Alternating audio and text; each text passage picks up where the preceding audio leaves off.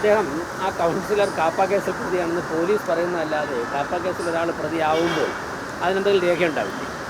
KAAPA case ഈ പറഞ്ഞ police മാധ്യമങ്ങളോട് പൊതുസമൂഹത്തോടെ പറയട്ടെ, അല്ലെങ്കിൽ ഞാൻ മേയറായിരിക്കുന്ന ഒരു കോർപ്പറേഷനിലെ കൗൺസിലറാണ് അദ്ദേഹം, എന്നെ ബോധ്യപ്പെടുത്തട്ടെ, അദ്ദേഹത്തിന് കാപ്പ കേസിൽ പ്രതിയാവുന്നുള്ള രേഖകൾ കാണിക്കട്ടെ. കാപ്പ കേസിൽ ഒരു വ്യക്തിയെ പ്രതിയാക്കുന്നതിന് മുൻപ് അതിൻ്റെ കുറേ നോക്കൂ, അദ്ദേഹത്തെ വിളിക്കണം, അദ്ദേഹത്തിൻ്റെ ഭാഗം കേൾക്കണം, അതോടൊപ്പം തന്നെ ബോണ്ട് വയ്ക്കേണ്ടതായിട്ടുണ്ട്, അതിനു മുമ്പ് ജാമ്യത്തിൽ വിടേണ്ടതായിട്ടുണ്ട്, നിരീക്ഷണത്തിൽ വയ്ക്കേണ്ടതായിട്ടുണ്ട്. ഇങ്ങനെ ഒരുപാട് ഫോർമാലിറ്റീസ് ഉണ്ട്. അതിലേതെങ്കിലും ഒരു ഘടകം കംപ്ലൈൻ്റ് ചെയ്തതായിട്ട് കാണിക്കട്ടെ.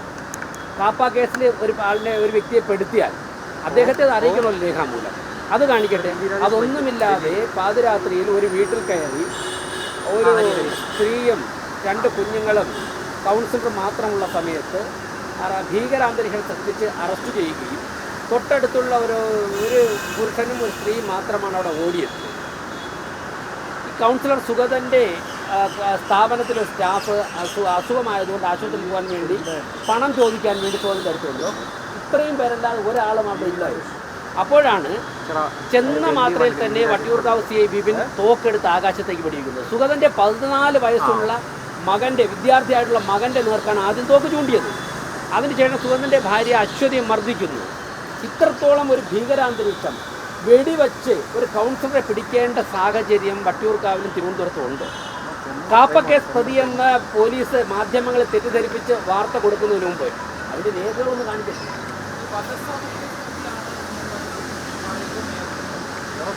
ഞാനൊരു കാര്യം പറയാം, എനിക്കെതിരെയും പല സമരങ്ങളും നടത്തിയപ്പോഴേക്കും 307 ഉൾപ്പെടെ 308 എടുത്തിട്ടുണ്ട്.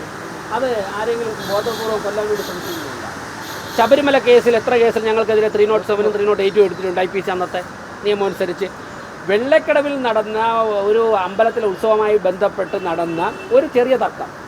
അപ്പോൾ സുഗതൻ അവിടെ നിന്ന് വിജയിച്ചതിന് ശേഷവും സുഗതൻ അവിടെ മത്സരിക്കുന്ന സമയത്തുമൊക്കെ തന്നെ മാർക്സിസ്റ്റ് പാർട്ടിയുടെ ഒത്താശയോടുകൂടി ഈ വിപിൻ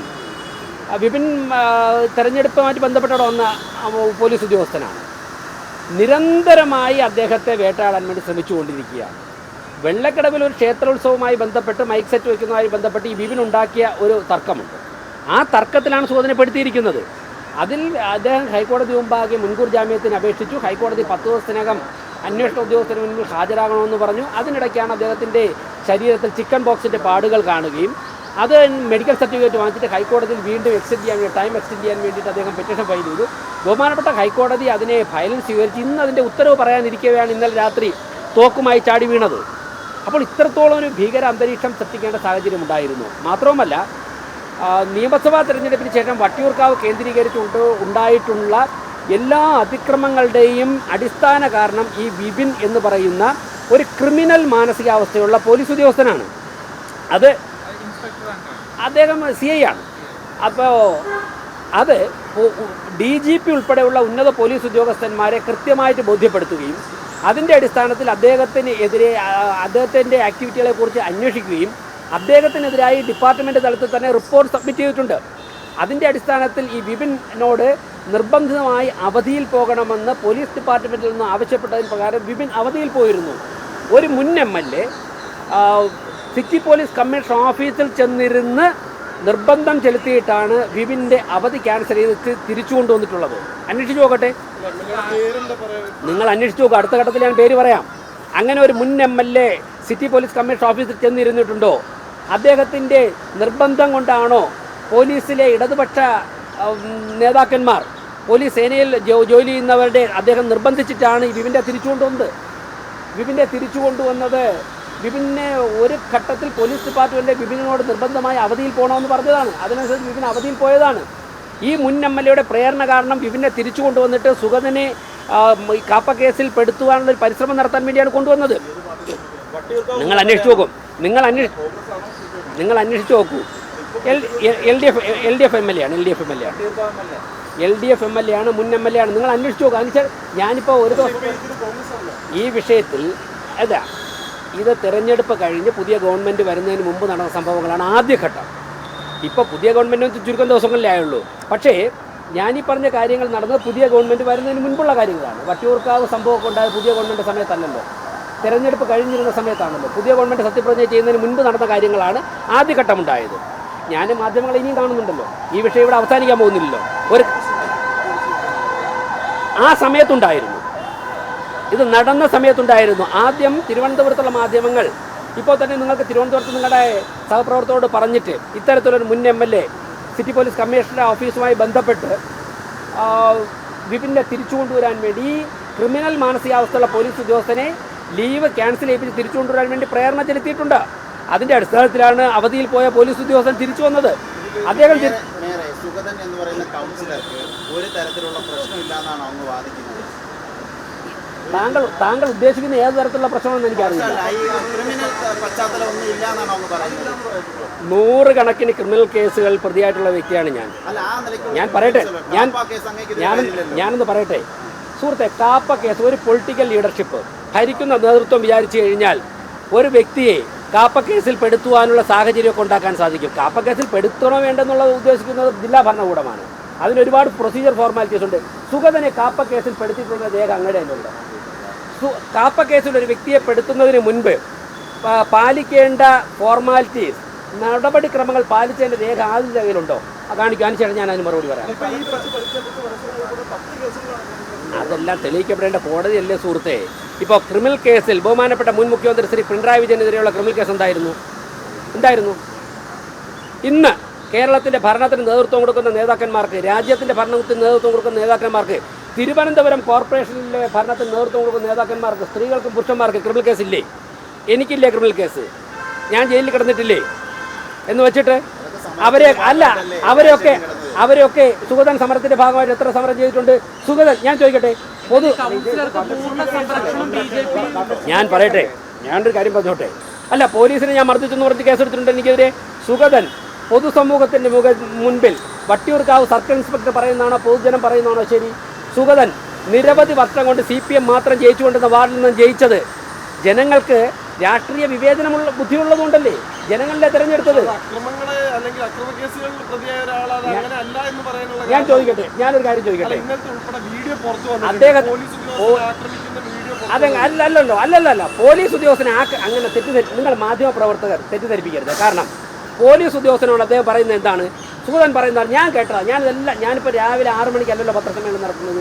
ഇന്നലെ രാത്രി ഇന്നുമായി എല്ലാ മാധ്യമങ്ങളിലൂടെ വന്ന വാർത്ത, ഞാൻ ഇപ്പോൾ തിരുവനന്തപുരത്ത് ഇല്ലെങ്കിലും എല്ലാ വാർത്തകളും കണ്ട് അവിടെയുള്ള കിട്ടാവുന്ന എല്ലാ സ്ഥലത്തും ഇൻഫർമേഷൻ എടുത്തതിന് ശേഷമാണ് നിങ്ങളെ കാണുന്നത്.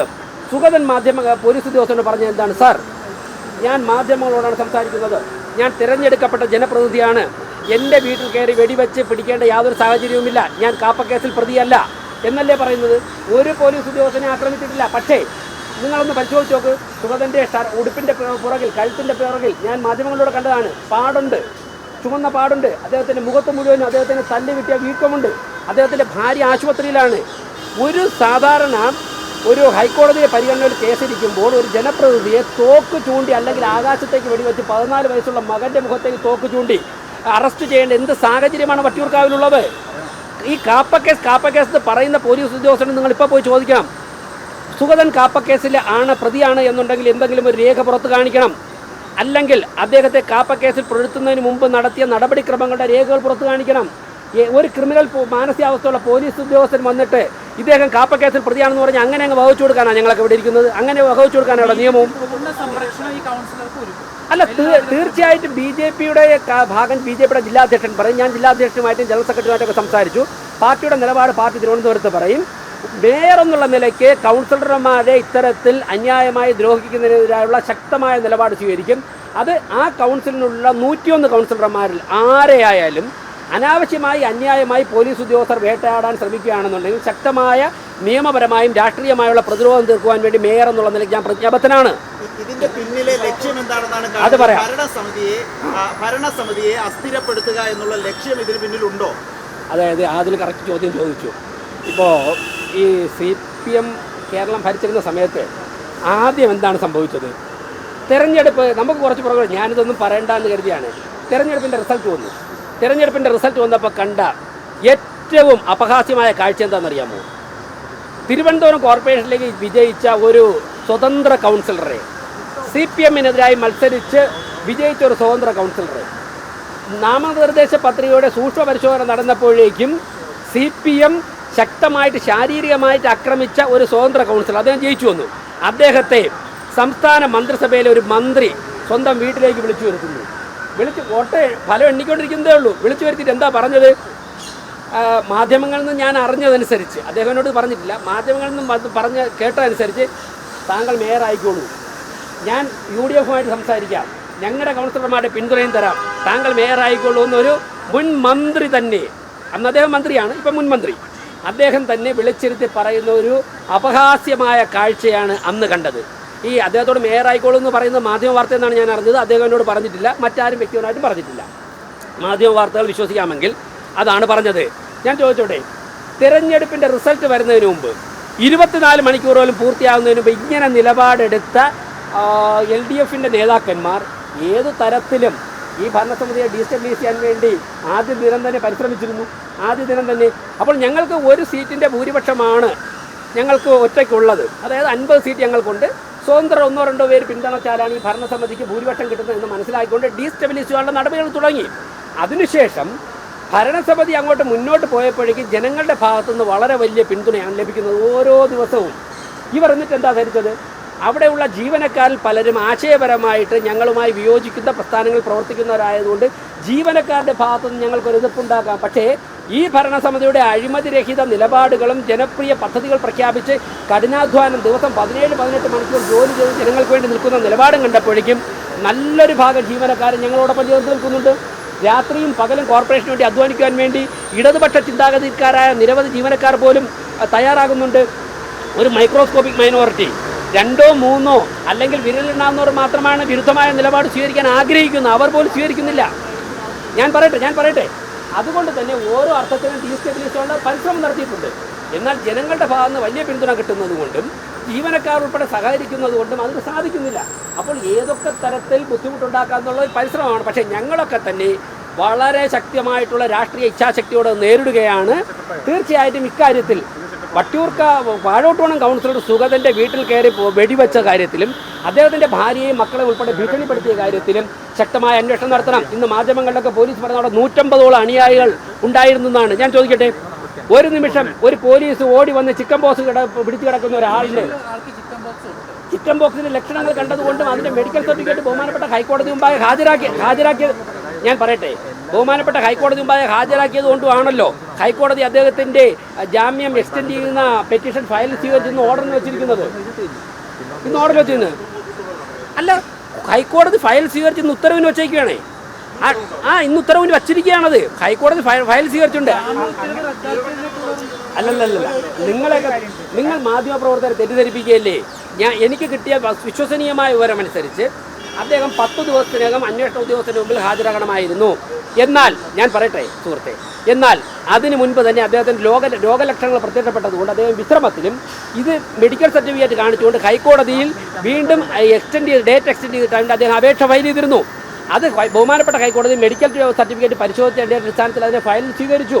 അതിൻ്റെ ഉത്തരവിന് വച്ചിരുന്നത് കൊണ്ടാണ് ഇന്ന് അതിനനുകൂലമായ ഉത്തരവ് വരുമെന്ന് മനസ്സിലാക്കിക്കൊണ്ടും തെരഞ്ഞെടുപ്പ് ഘട്ടത്തിൽ ഇവിടെ വന്ന പോലീസ് ഉദ്യോഗസ്ഥനായതുകൊണ്ട് ഏതു സമയവും തിരിച്ചു പോകണമെന്ന് മനസ്സിലാക്കിക്കൊണ്ടും ആ തിരിച്ചുപോക്കിന് മുമ്പ് സുഗതനെ രാഷ്ട്രീയമായിട്ട് ശാരീരികമായിട്ട് ഉപദ്രവിക്കണമെന്നുള്ള ഉത്തമ ബോധ്യത്തോടെയാണ് വിപിനിൻ്റെ ക്രിമിനൽ മനസ്സ് വർക്ക് ചെയ്തത്. വിപിൻ ഏത് പക്ഷമായ വിപിൻ ഏത് മാനസികാവസ്ഥയുള്ള ആളെ അയാൾ ഒരു ക്രിമിനൽ മനസ്സുള്ള പോലീസ് ഉദ്യോഗസ്ഥനാണെന്നുള്ള കാര്യത്തിൽ ഉത്തമ വിശ്വാസത്തോടെയാണ് ഞാൻ പ്രതികരിക്കുന്നത്. ദൃശ്യങ്ങൾ പ്രകാരം ഒരു SIയെ ചുമരിലേക്ക് ചേർത്ത് നിർത്തുന്ന സുഗതന്റെ ദൃശ്യങ്ങൾ പുറത്തു വന്നിട്ടുണ്ട്. അത് ഇല്ല എന്ന് അങ്ങേക്ക് നിഷേധിക്കാൻ കഴിയും. ഞാൻ കണ്ട ദൃശ്യങ്ങൾ സുഗതൻ പോലീസ് ഉദ്യോഗസ്ഥരോട് പറയും, സാർ ഞാൻ തെരഞ്ഞെടുക്കപ്പെട്ട ജനപ്രതിനിധിയാണ്, എനിക്ക് മാധ്യമങ്ങളോട് സംസാരിക്കും. ഞാൻ പറയട്ടെ, ഞാൻ കണ്ട ദൃശ്യങ്ങളിലേ എനിക്ക് പറയാൻ പറ്റുള്ളൂ. അന്ന് കണ്ട ദൃശ്യത്തിന്റെ മറുപടി എനിക്ക് പറയാൻ പറ്റൂ. ഞാൻ കണ്ട ദൃശ്യങ്ങൾ അനുസരിച്ച് സാർ ഞാൻ തെരഞ്ഞെടുക്കപ്പെട്ട ജനപ്രതിനിധിയാണ്, എനിക്ക് മാധ്യമപ്രവർത്തകരോട് സംസാരിക്കാറുണ്ട് എന്ന് സുഗതൻ പറഞ്ഞാൽ ഞാൻ കേട്ടത്. മറിച്ച് ഏതെങ്കിലും ദൃശ്യം കാണുന്നത് അപ്പം ഞാൻ പ്രതികരിക്കാം.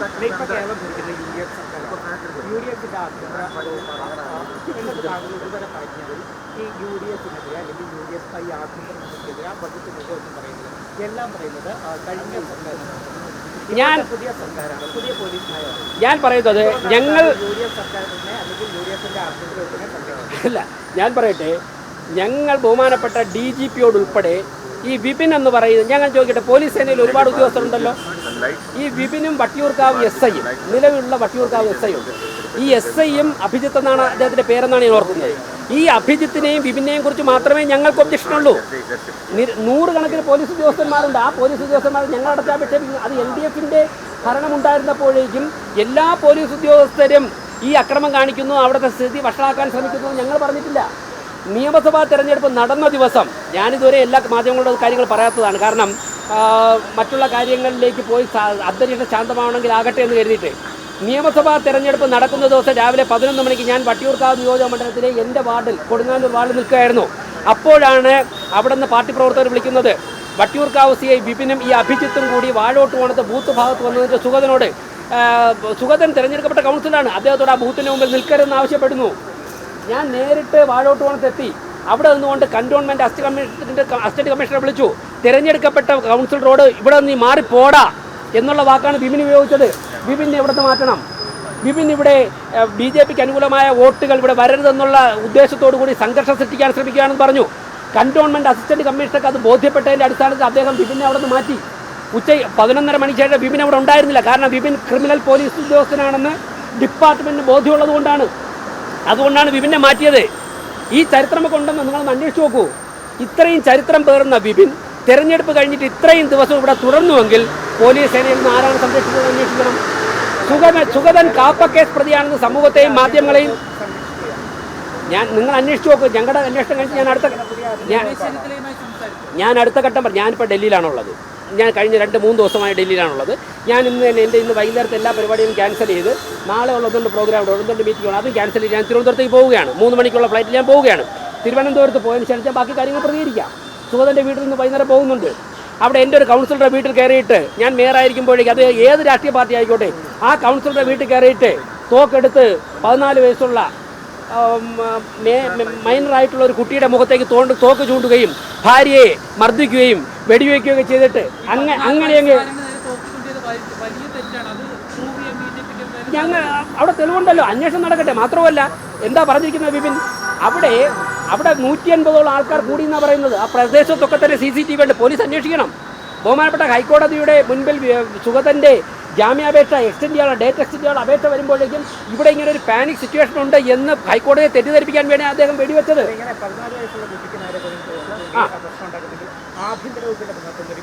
ഞാൻ പറയാം, ഈ ക്രിമിനൽ മാനസികാവസ്ഥ പോലീസ് ഉദ്യോഗസ്ഥനാണ് വെടിവെച്ചത്. ഇദ്ദേഹമാണ് തോക്ക് ചൂണ്ടിയത്. അക്കാര്യങ്ങൾ ഡിപ്പാർട്ട്മെൻറ്റ് അന്വേഷിക്കണം. എനിക്ക് ഇവിടെ നിന്നുകൊണ്ട് ശേഖരിക്കാൻ പറ്റുന്ന വിവരങ്ങൾ ഫോണിലൂടെ ശേഖരിച്ച് മാധ്യമ വാർത്തകളെ വിശ്വസിച്ചാണ് ഇപ്പോൾ സംസാരിക്കുന്നത്. ഇന്ന് 6:30 മണിക്ക് തിരുവനന്തപുരത്ത് എത്തുന്നുണ്ട്. എത്തിയിട്ട് നേരെ പോകുന്ന സുഗതൻ്റെ വീട്ടിലേക്കാണ്. ഞാനൊരു പോലീസ് ഉദ്യോഗസ്ഥൻ, ക്രിമിനൽ മാനസികാവസ്ഥയുള്ള ഒരു പോലീസ് ഉദ്യോഗസ്ഥനെ കുറിച്ച് LDF ഗവൺമെൻറ് സമയത്തും ബഹുമാനപ്പെട്ട DGPയെ നേരിട്ട് ഞാൻ കണ്ടു. മേയർ നേരിട്ട് കണ്ടിട്ടാണ് ഇക്കാര്യങ്ങൾ സംസാരിച്ചിട്ടുള്ളത്. അതേ കാര്യങ്ങൾ മാത്രമാണ് ആവർത്തിക്കുന്നത്. ശക്തമായ നടപടികൾ സ്വീകരിക്കും. തിരുവനന്തപുരത്ത് പോയി ഇന്നലെ ഈ സംഭവം നടന്ന സ്ഥലം സന്ദർശിച്ച് അതിനുശേഷം പറയാം, ഞാൻ എയർപോർട്ടിൽ പോയതിനു ശേഷം നേരെ പോകുന്ന സുഗതൻ്റെ വീട്ടിലേക്കാണ്. അവിടെ പോയി കാര്യങ്ങൾ നേരിട്ട് ബോധ്യപ്പെട്ട് സന്ദർശിച്ച് സുഗതൻ്റെ ഭാര്യ ആശുപത്രിയിലാണ്. അവരെയും കുഞ്ഞുങ്ങളെയൊക്കെ കണ്ടതിന് ശേഷം ബാക്കി പ്രതികരിക്കാം.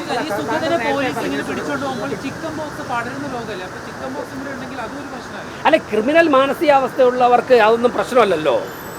അദ്ദേഹം പറയുന്നുണ്ടല്ലോ എനിക്ക് ചിക്കൻ ബോക്സ് ആണ്, ആ ചിക്കൻ ബോക്സിൻ്റെ തുടക്കത്തിൻ്റെ സർട്ടിഫിക്കറ്റ് ഞാൻ ബഹുമാനപ്പെട്ട ഹൈക്കോടതി മുമ്പായി ഹാജരാക്കിയിട്ടുണ്ട് എന്ന് പറയുമ്പോഴേക്കും ഒരു ജനപ്രതിനിധി ഇദ്ദേഹം ഇവിടെ ചോദിച്ചു, സുഗതൻ അവിടെ ഇല്ല എന്നൊക്കെ ഏതോ ഒരു മാധ്യമപ്രവർത്തകർ ചോദിച്ചു.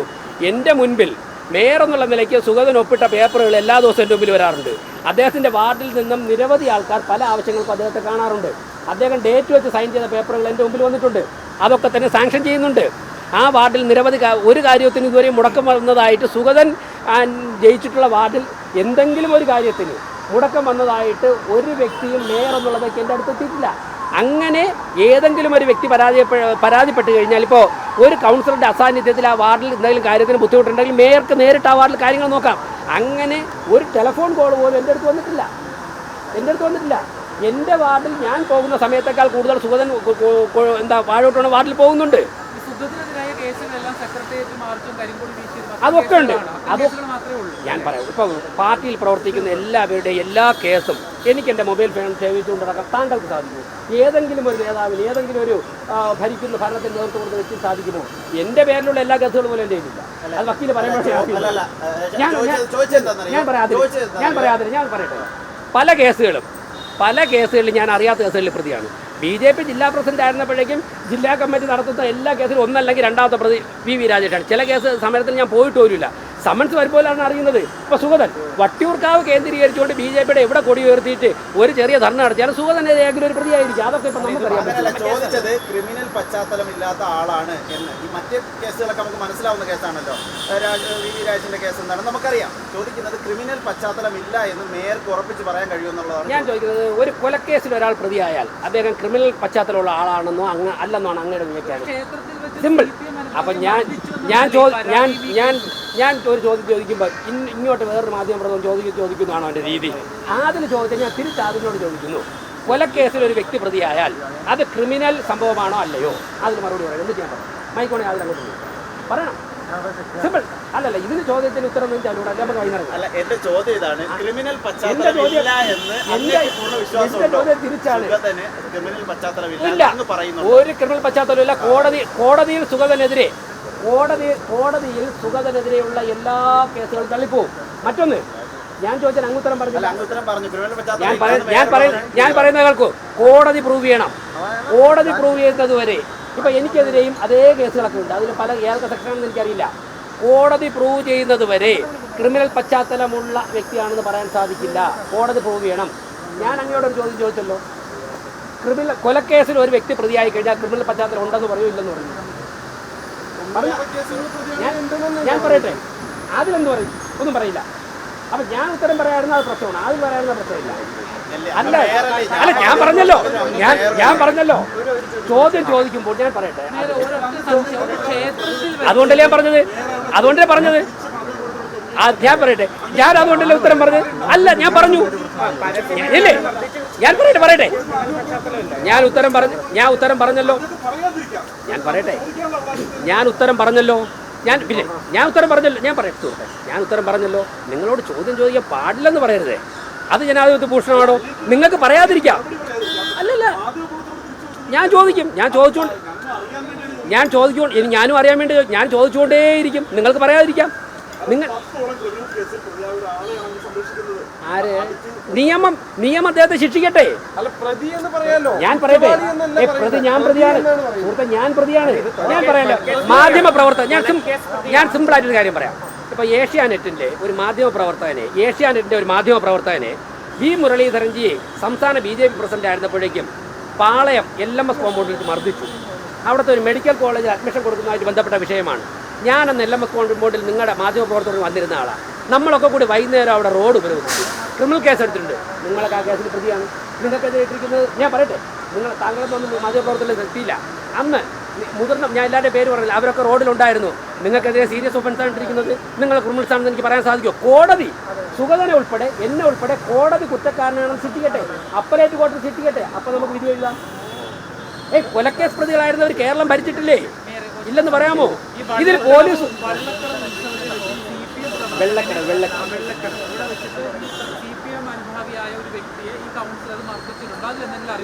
എനിക്കറിയില്ല. അങ്ങനെ ഒരു കേസ് പോലീസ് എടുത്തിട്ടുണ്ട്. എനിക്കങ്ങനെയൊന്നും അറിയില്ല.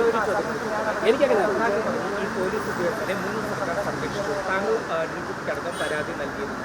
ഇപ്പോൾ കഴിഞ്ഞ സർക്കാർ മാറി പുതിയ സർക്കാർ വന്നു. ഈ പുതിയ സർക്കാരും സംരക്ഷിക്കുന്നത് കൊണ്ടാണ് പോലീസ് ഉദ്യോഗസ്ഥരെ മാറ്റി. ഞാൻ DGPയോട് പറഞ്ഞ കാര്യങ്ങൾ ഞാൻ പറഞ്ഞു. നേരിട്ട് തിരുവനന്തപുരത്തെത്തി ഈ കാര്യങ്ങളൊക്കെ പരിശോധിച്ചാണ് കൂടുതൽ പ്രതികരിക്കും. ഇന്ന് രാത്രി നമുക്ക് വീണ്ടും കാണാം. ഞാൻ തിരുവനന്തപുരത്ത് പോയി അവിടുത്തെ BJP ജില്ലാ ഘടകവുമായും കൗൺസിൽ പാർട്ടി ലീഡറുമായും ഒന്ന് വൈകുന്നേരം നേരിട്ട് സംസാരിക്കട്ടെ. സുഗതന്റെ വീട്ടിൽ പോകട്ടെ, ഭാര്യയും കുട്ടികളെയൊക്കെ ആശുപത്രിയിൽ കാണട്ടെ.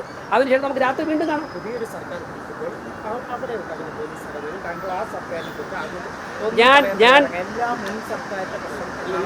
ഞാൻ പറയാലോ.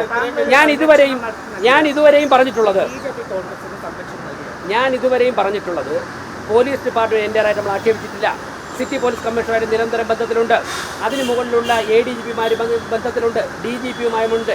2 പോലീസ് ഉദ്യോഗസ്ഥരെ കുറിച്ച് മാത്രമേ പറഞ്ഞിട്ടുള്ളൂ എന്ന് ഉദ്യോഗസ്ഥരാണെങ്കിലും ഈ സർക്കാരിന്റെ കാലത്താണ് ഇത് സംഭവിക്കുന്നത്. 2 പോലീസ് ഉദ്യോഗസ്ഥരുടെ ക്രിമിനൽ മാനസികാവസ്ഥയെക്കുറിച്ച് പറയുമ്പോഴേക്കും ദയവ് ചെയ്ത് കേരളത്തിലെ എൻ്റെ സിസ്റ്റത്തെക്കുറിച്ച് പറയരുത്, എൻ്റെ സംവിധാനത്തെ അധിക്ഷേപിച്ച് പറയരുത്. ഒരു സിസ്റ്റം ഞാൻ പറയട്ടെ, ഈ 2 പോലീസ് ഉദ്യോഗസ്ഥരുടെ മാനസികാവസ്ഥയെക്കുറിച്ചാണ് നേരത്തെ തന്നെ ഞങ്ങൾ പറയുന്നത്. കൂടുതൽ പരിശോധന ചെയ്യാൻ ഞാൻ മേയർ എന്നുള്ളതൊക്കെ ഒരു അഭിപ്രായം പറയുമ്പോഴേക്കും എനിക്ക് കൃത്യമായിട്ട് വസ്തുതകൾ പരിശോധിക്കണം. തിരുവനന്തപുരത്ത് എത്തട്ടെ.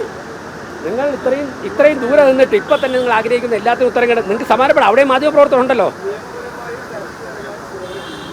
തീർച്ചയായിട്ടും ജനങ്ങൾ തിരഞ്ഞെടുക്കപ്പെട്ട ഒരു കൗൺസിലറെ പ്രൊട്ടക്റ്റ് ചെയ്യേണ്ടത്, നിയമപരമായിട്ട് രാഷ്ട്രീയമായി പിന്തുണയ്ക്കേണ്ടത് രാഷ്ട്രീയ പാർട്ടി എന്നുള്ള നിലയ്ക്ക്, മേയർ എന്നുള്ള ഞങ്ങളുടെ ഉത്തരവാദിത്തമാണ്. ഞങ്ങളത് കൃത്യമായിട്ട് നിർവഹിക്കും.